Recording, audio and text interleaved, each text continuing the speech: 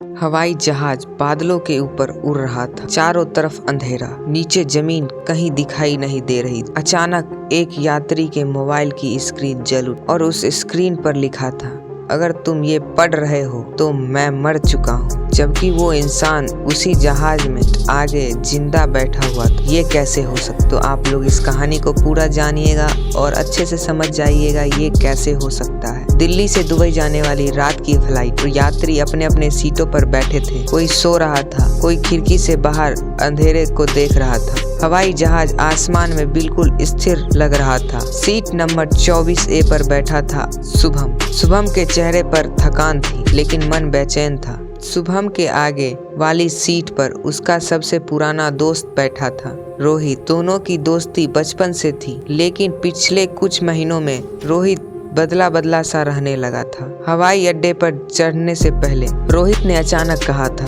अगर इस सफर में कुछ भी अजीब लगे तो चुप मत रहना। शुभम हंस दिया था। उसे क्या पता था ये शब्द मजाक नहीं था, वो मैसेज। जहाज उड़ान भर चुका था। लाइटें धीमी कर दी गई। तभी शुभम का मोबाइल अपने आप जल उठा। हवाई जहाज में मोबाइल का संदेश आना वैसे ही अजीब था। शुभम ने स्क्रीन देखी। कोई नया मैसेज नहीं था, बल्कि एक लिखा हुआ अधूरा संदेश। उस पर लिखा था, अगर तुम ये पढ़ रहे हो तो समझ लेना मेरी ये उड़ान पूरी नहीं होगी। नीचे नाम था रोहित। शुभम का दिल जोर से धड़क उठा। सामने बैठा जिंदा इंसान। शुभम ने घबराकर आगे देखा। रोहित अपनी सीट पर बैठा था, आंखें बंद, सांसें चल रही थी। तो फिर ये मैसेज? शुभम के हाथ कांपने लगे। उसने फिर से मोबाइल देखा। मैसेज के नीचे लिखा था, यह मैसेज उड़ान शुरू होने से पहले लिखा गया था। अब सवाल ये है, शुभम के दिमाग में सवालों की बाढ़ आ गई। रोहित ने अपनी मौत की बात क्यों लिखी? जब वो जिंदा है तो ये शब्द किसके लिए थे और ये संदेश भेजा क्यों नहीं गया? शुभम ने धीरे से रोहित के कंधे को छुआ। रोहित की आंखें खुली। उसकी नजर शुभम के मोबाइल पर गई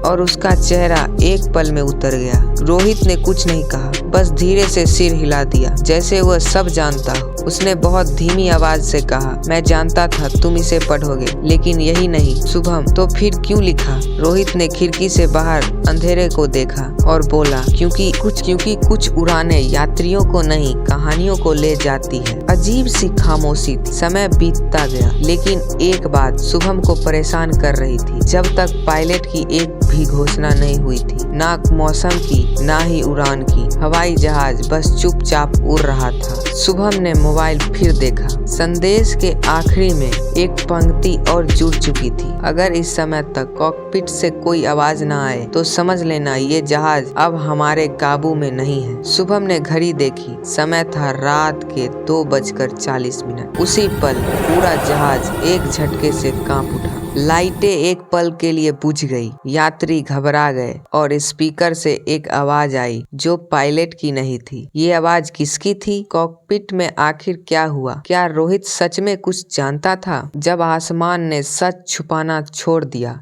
एक झटके के बाद हवाई जहाज की लाइटें फिर से जल उठी, लेकिन अब माहौल बदल चुका था। कुछ यात्री डर के मारे अपनी सीटों को कसकर पकड़ चुके थे। एक बच्चा रोने लगा। वहीं कहीं से किसी बुजुर्ग की कांपती हुई आवाज आई, कुछ गड़बड़ है। शुभम की नजर एक बार स्पीकर की तरफ जा रही थी, लेकिन उसके कानों में अब भी वही अजीब आवाज गूंज रही थी, जो पायलट की नहीं थी। रोहित का बदला हुआ चेहरा। शुभम ने रोहित की ओर देखा। अब उसके चेहरे पर कोई हैरानी नहीं थी, सिर्फ एक अजीब सी शांति थी, जैसे वह पहले से जानता हो कि आगे क्या होने वाला है। शुभम ने धीमी आवाज से पूछा, तू इतना शांत कैसे है? रोहित ने जवाब देने से पहले लंबी सांस ली, फिर बोला, क्योंकि अब वही हो रहा है जिससे मैं डर रहा था। शुभम का ध्यान एक बात पर टिक गई। अब तक कॉकपिट से एक भी आवाज नहीं आई, पायलट की न को पायलट की। सामान्य हालत में इतनी देर की चुप्पी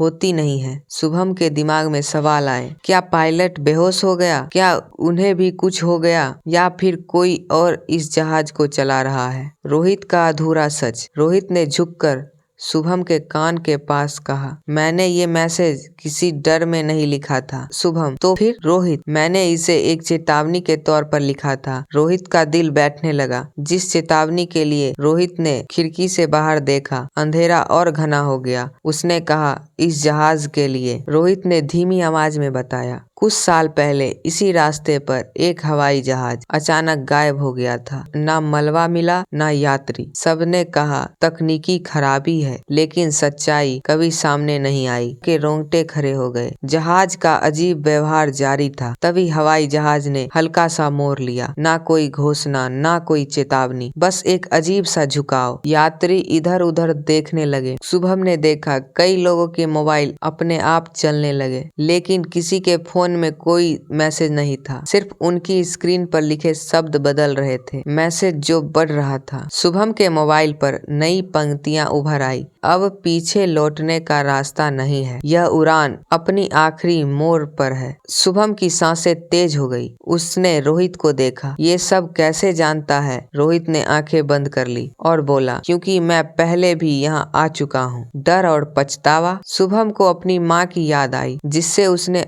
आखिरी बार ठीक से बात नहीं की थी। उसे लगा जैसे यह जहाज हर यात्री के अंदर छुपे डर को पढ़ रहा है। हर अधूरी बात, हर अधूरा रिश्ता, पहली साफ चेतावनी। अचानक स्पीकर फिर से चालू हुआ। इस बार आवाज और साफ, लेकिन अब भी वो पायलट की नहीं थी। यात्रियों से निवेदन है कि शांति बनाए रखें। यह उड़ान अपने तय रास्ते से हट चुकी है। पूरा जहाज सन्न रह गया। रोहित का फैसला। रोहित ने शुभम की ओर देखा। उसकी आंखों में पछतावा था और अपनापन भी। उसने कहा, अगर कुछ हुआ तो याद रखना, ये मैसेज मरने से पहले नहीं, बल्कि सच बताने के लिए लिखा गया था। हवाई जहाज धीरे धीरे घने बादलों में घिरता जा रहा था और आरव के मोबाइल पर आखिरी पंक्ति उभरी। अब किसी एक को यह उड़ान रोकनी होगी। वो कौन होगा? कॉकपिट में असल में क्या हुआ? क्या यह जहाज कभी जमीन तक पहुंच पाएगी? हवाई जहाज अब घने बादलों के बीच फंस चुका था। खिड़की के बाहर कुछ भी साफ दिखाई नहीं दे रहा, सिर्फ बिजली की हल्की चमक और इंजन की लगातार गूंज। यात्री अब पूरी तरह जाग चुके। कोई प्रार्थना कर रहा था, कोई चुपचाप रो रहा था। शुभम की नजरें अपनी मोबाइल पर जमी हुई थी। वहाँ वही आखिरी पंक्ति चमक रही थी। अब किसी एक को यह उड़ान रोकनी होगी। शुभम ने कांपती आवाज से पूछा,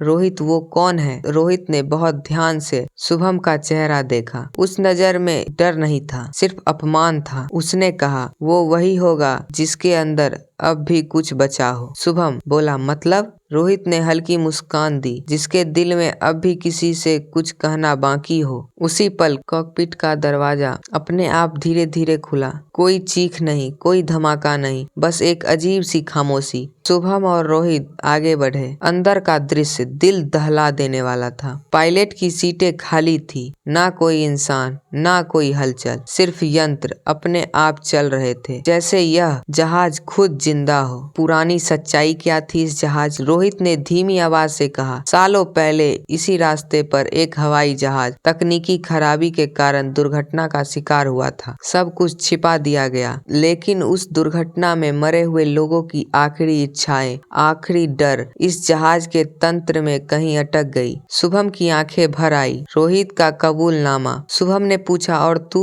रोहित ने सिर झुका लिया। मैं उस उड़ान में था। शुभम सन्न रह गया। पर तू तो रोहित है। शरीर से बच गया, लेकिन अंदर से वही मर गया था। जब ये नई उड़ान शुरू हुई तो मुझे पता चल गया कि वही पुरानी चीज फिर जाग गई है। अचानक पूरे जहाज में एक भारी आवाज गूंज गई, लेकिन वो किसी इंसान की नहीं थी। यह उड़ान अधूरी इच्छाओं से चल रही थी। एक जीवन इन इच्छाओं को मुक्त कर सकता था। शुभम समझ गया। उसका दिल जोर से धड़कने लगा। बलिदान का सच। शुभम ने कहा, तो किसी एक को यहाँ रहना होगा। रोहित ने हाँ में सिर हिलाया, ताकि बाकी सब अपने लोगों के पास लौट सके। शुभम को अपनी माँ का चेहरा याद आया, जिनसे वो कभी माफी नहीं मांग पाया। उसकी आंखों से आंसू बह निकले। शुभम ने रोहित का हाथ पकड़ा। तू पहले ही बहुत कुछ झेल चुका है, अब मेरी बारी। रोहित की आंखें भर आई। नहीं, तू जिंदा है। शुभम मुस्कुराया। शायद अब सही मायने में यही जिंदगी है। शुभम के मोबाइल पर अधूरा संदेश पूरा हो गया। अगर तुम ये पढ़ रहे हो तो समझ लेना, मैंने वो कह दिया जो कह नहीं पाया था और अब यह उड़ान सुरक्षित है। आरव ने आंखें बंद कर ली। जोरदार झटका, फिर शांति। हवाई जहाज धीरे धीरे जमीन की ओर उतर रहा था। यात्री रो पड़े, कोई धन्यवाद कर रहा था, कोई ईश्वर को याद कर रहा था, लेकिन सीट नंबर 24A खाली था। अगली सुबह रोहित हवाई अड्डे पर अकेले खड़ा था। उसकी मोबाइल की स्क्रीन जली। एक आखिरी संदेश। कुछ उड़ानें जमीन तक नहीं पहुंचती, लेकिन कुछ कहानियां लोगों के दिल में हमेशा उड़ती रहती है। रोहित ने आसमान की ओर देखा और धीरे से कहा, धन्यवाद दोस्त। कुछ संदेश शब्दों में नहीं होते, वो किसी की पूरी जिंदगी होते हैं। हर उड़ान मंजिल तक नहीं पहुंचती, लेकिन हर कहानी कुछ सिखा जाती है। वो चला गया, लेकिन उसकी वजह से सब जिंदा लौट आए। कभी कभी किसी एक का रुकना सैकड़ों की जिंदगी बचा लेता है। यह कहानी यहीं खत्म होती है, लेकिन इसका असर हमेशा रहेगा। अगर आज आप किसी से कुछ कहना चाहते हैं तो देर मत कीजिए, क्योंकि हर उड़ान दूसरी बार नहीं मिलती। जो कहा नहीं गया वो सबसे भारी होता है। अगर यह कहानी आपके दिल तक पहुंची हो तो इसे यहीं मत छोड़िए। इस एहसास को आगे बढ़ाइए। ऐसी कहानियां आवाज नहीं करती, बस दिल में उतर जाती है। कुछ लोग मरते नहीं, वे दूसरों की जिंदा रहने की वजह बन जाते हैं। ये कहानी आप लोगों को कैसी लगी प्लीज बताइएगा कमेंट में, और आप लोगों को अगली कौन सी कहानी चाहिए प्लीज कमेंट में बताइएगा। अगर इस कहानी ने आपके अंदर भी चिंगारी जला दी हो तो इस वीडियो के नीचे एक छोटा सा चिंगारी आप लोग भी जला दीजिए, मतलब सब्सक्राइब कर दीजिए और लाइक कर दीजिए। जो लोग आग से डरते नहीं वो इस चैनल की चिंगारी बनेंगे, मतलब सब्सक्राइबर बनेंगे। और वो बगल में जो एक हाइप का बटन है उसको भी दबा दीजिए और शेयर कर दीजिए, कमेंट कर दीजिए। Thank you for watching this video.